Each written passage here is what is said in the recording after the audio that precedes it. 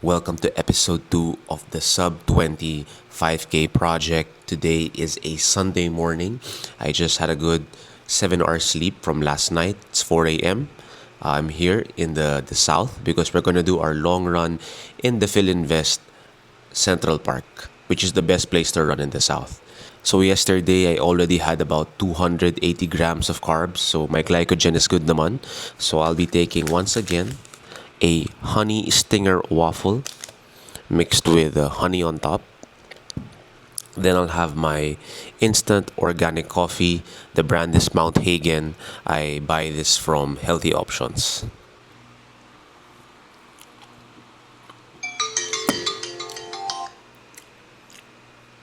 You know what they say, real men take their coffee. Americano black mixed with nothing. You just have to be a soldier and train yourself to take it raw. Hey, hey. So time check, it's about 4:50. We're making our way to the Philinvest Central Park.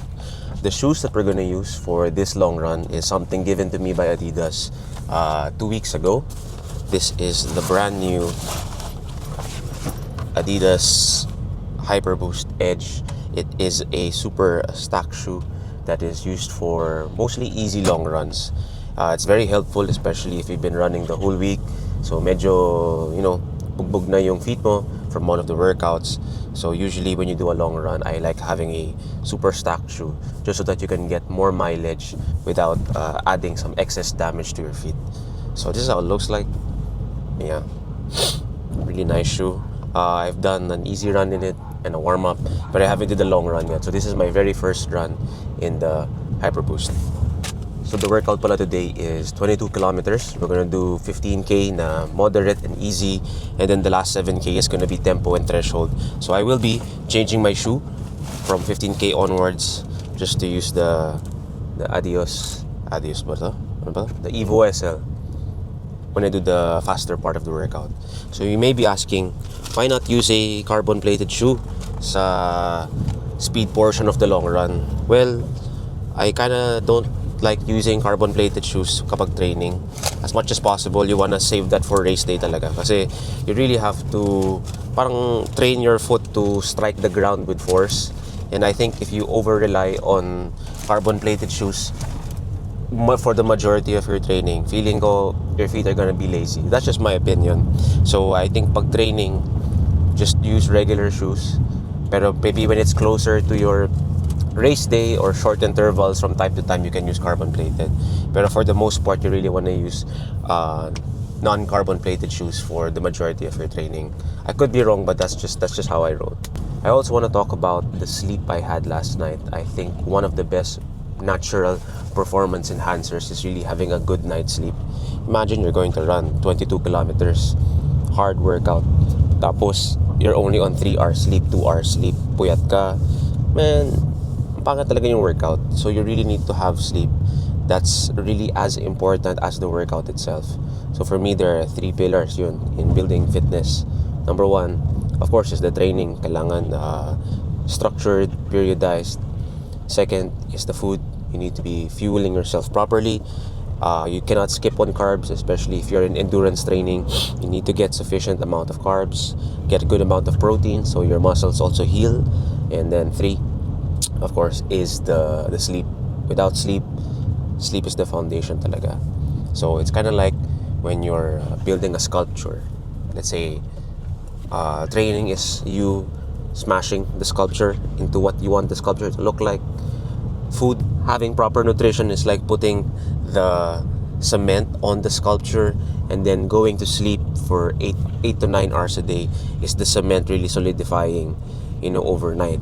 So without any of those 3 foundational pieces, it's gonna be very hard to build fitness. So, yeah.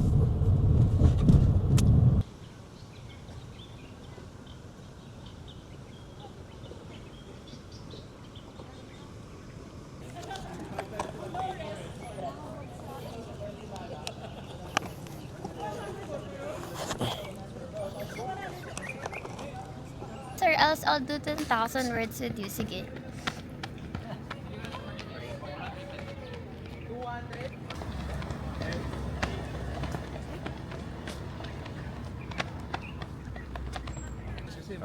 Gusto niya makisama. So I'm here with the fallen soldier, Toma. Right now he's on his Zuko arc, still trying to find his honor. I would like to say a lot right now, but it can't be caught on cam, so I'm not gonna say it. But if the camera's not there, I have a lot to say. One of the nice parts about the Run Club is that you get to see the lifelong friendships that are built as the time goes by.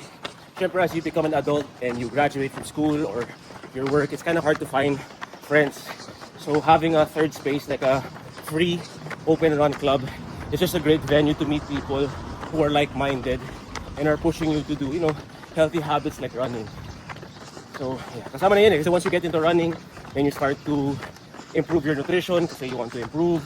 You start sleeping earlier because you want to do a long run on a Sunday.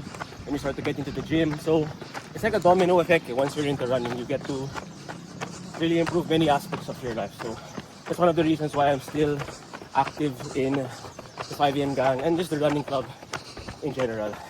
So I'm gonna stop talking na kasi kawawa naman si Eugene has been holding the camera for the past 3 minutes. Boss Eugene. Okay, good. Let me show you one of the nicest routes here in Botanica, here in Philinvest. As you can see, the roads are super wide. Really perfect for running on a Sunday morning. Here, take a turn. Yeah, sure. Perfect. Very peaceful. Sound of the birds. Fresh air. Yeah. This is the Botanica area. This is where the uphill is, ng konti, of about 200 meters. Ahead of me, this is the portion na flat diretso 1 kilometer. If you've run the Bull Runner Marathon, yung DBR, this is the final stretch. So it's a very iconic route here sa Alabang Philinvest route. This stretch.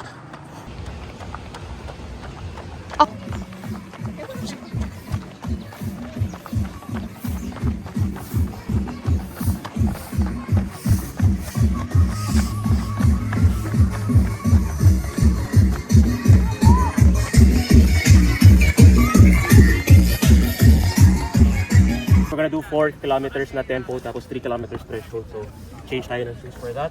The go choose.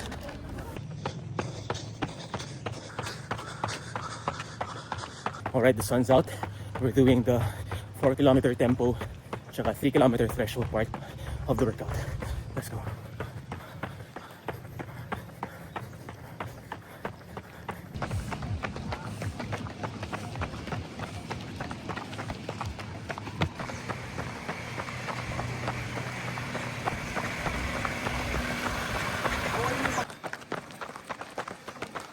We're at our last 600 meters of this 22-kilometer workout. This is the threshold portion of 420. Alright, so that finishes 22 kilometers here in Alabang. It was a wonderful morning. It got hot a bit later on kasi syempre it's summertime na.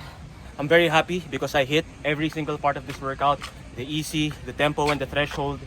I really credit the success of this long run to a couple of factors. Number one, I got a 7-hour sleep last night. Number two, I ate like sufficient amount of carbs yesterday. And number three is choosing the right location. Because half of my run, there was no sun, then half of the run made sun. So you have to control everything that's within your control so that you can have a successful workout. So it was a hard workout this morning, but as equally important, we have to work hard. And as equally important, we have to recover as seriously as we do train. So I'm going to relax for the rest of the day. I'm gonna eat calories and protein to rest, and of course go to church because it's Easter Sunday. So thank you for joining me on this long run. Episode 3 soon. Please like and subscribe. Sub 25K soon. Bye. Bye!